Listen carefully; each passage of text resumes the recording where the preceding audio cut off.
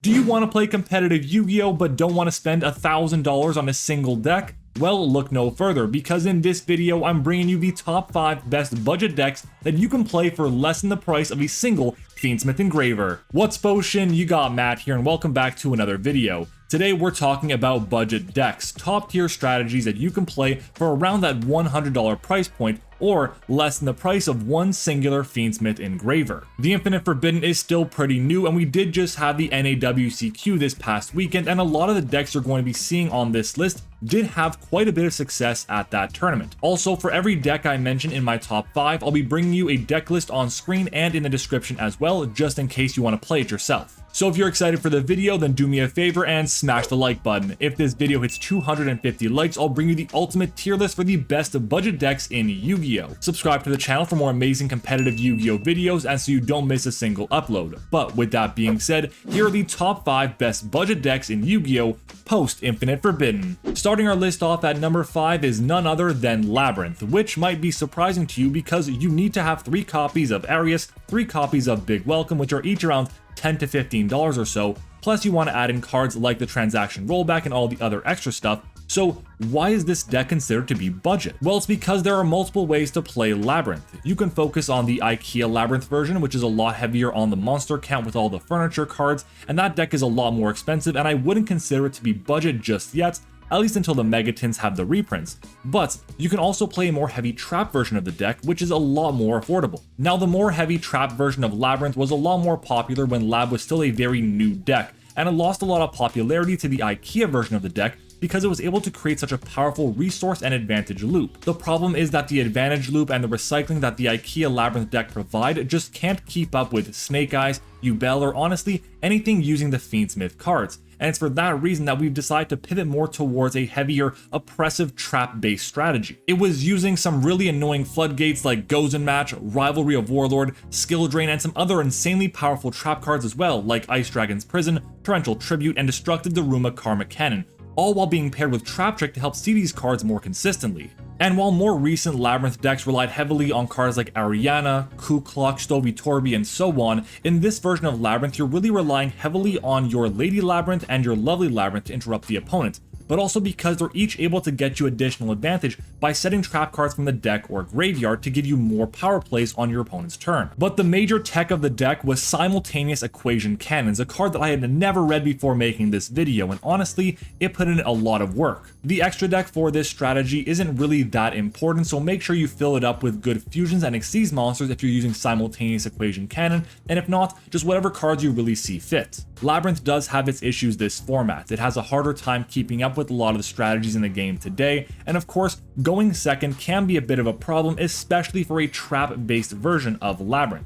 But theoretically, you should be winning the dice roll about 50% of the time, and a lot of the time you're also going to be playing against Tenpai Dragon, which wants to go second, so in theory you should be going first the majority of the time, which does give you a pretty good advantage. And while Labrynth can struggle against strategies like Snake Eye, Yubel, anything using the Fiendsmith cards, it still is a solid deck nonetheless, and does have some potential this format, especially as a trap variant. In 4th place, I have Branded Despia, another strategy that may not be considered to be that budget, but in just a second I'm going to show you an amazing Branded Despia deck list that you can get for around $100. Branded's main goal this format is unfortunately to just Gimmick Puppet lock the opponent and prevent them from summoning out monsters, which gives them the opportunity to OTK on the following turn. But to do that though, you need a few cards, the first of which is going to be obviously Guiding Quem the Virtuous. This card is absolutely incredible for the strategy, and without it, it's so hard to successfully play Branded in the current format. You also want to have a copy of Albion the Sanctifier Dragon because this is the card that gets you your Gimmick Puppet Nightmare from your graveyard to your opponent's side of the field, and it also can't be targeted. It's just a great card all around.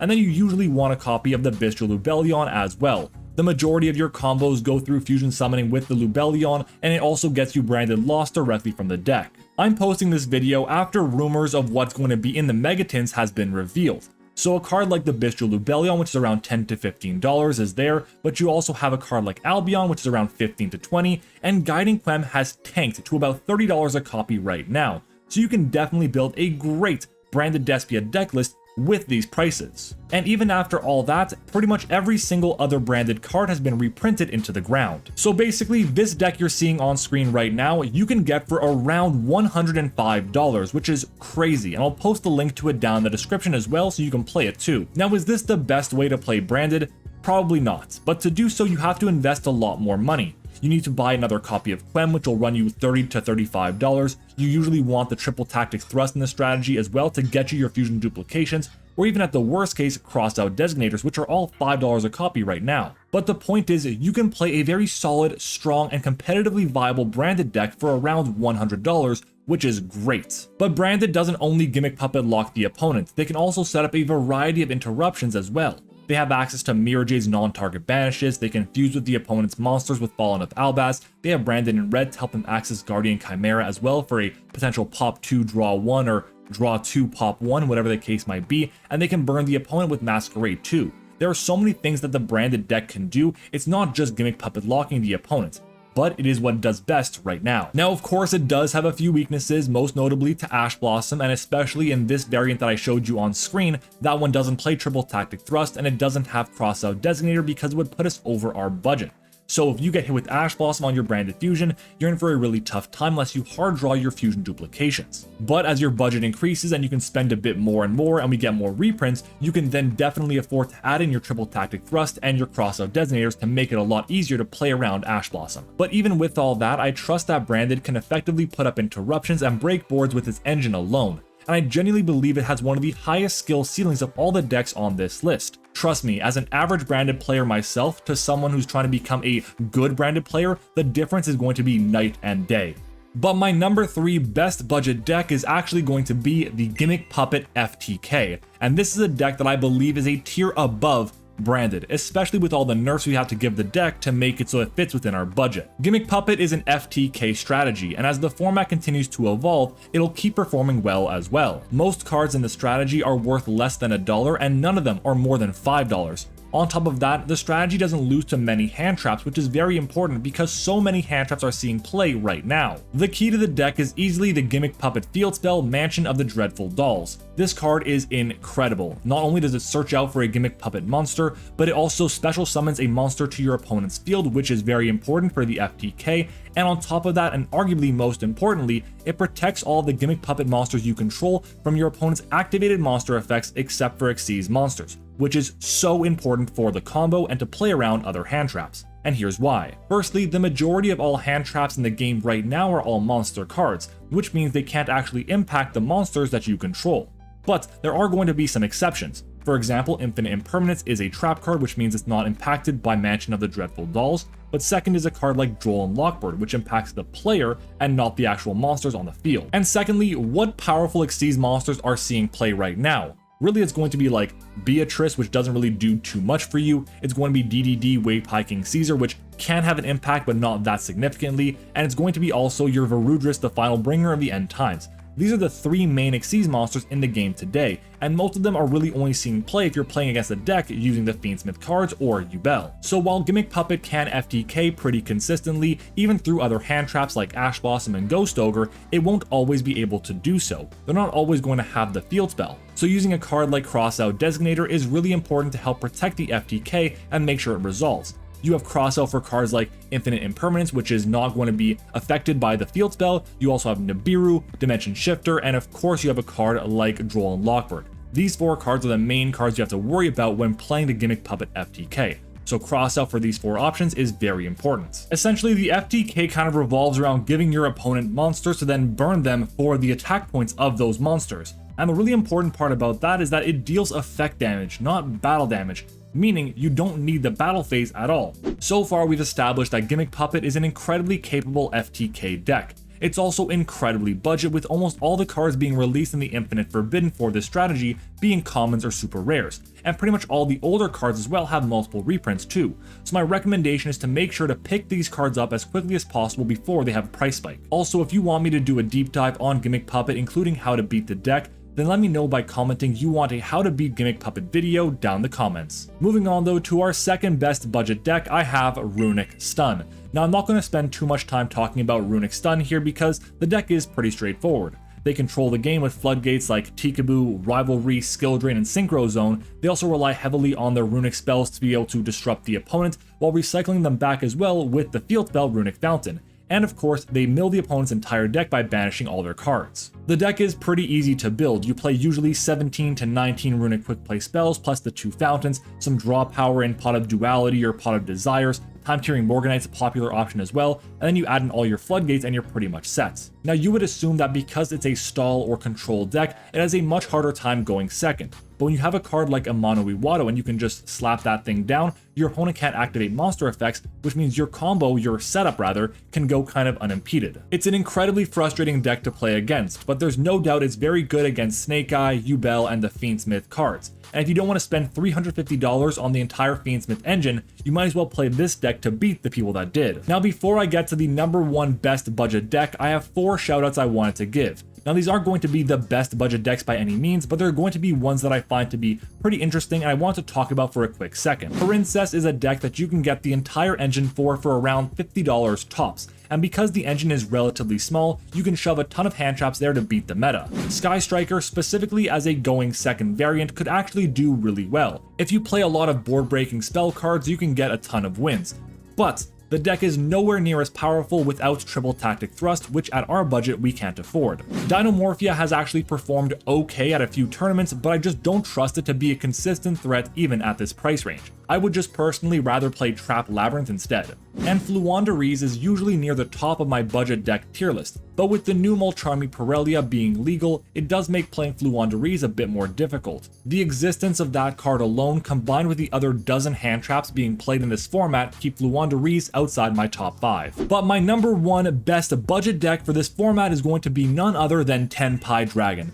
Tenpai Dragon is amazing in this format. It has performed incredibly well at the NAWCQ, and granted they were playing a deck that wasn't going to be a budget version, but that doesn't change the fact that the entire engine for Tenpai Dragon is so incredibly affordable.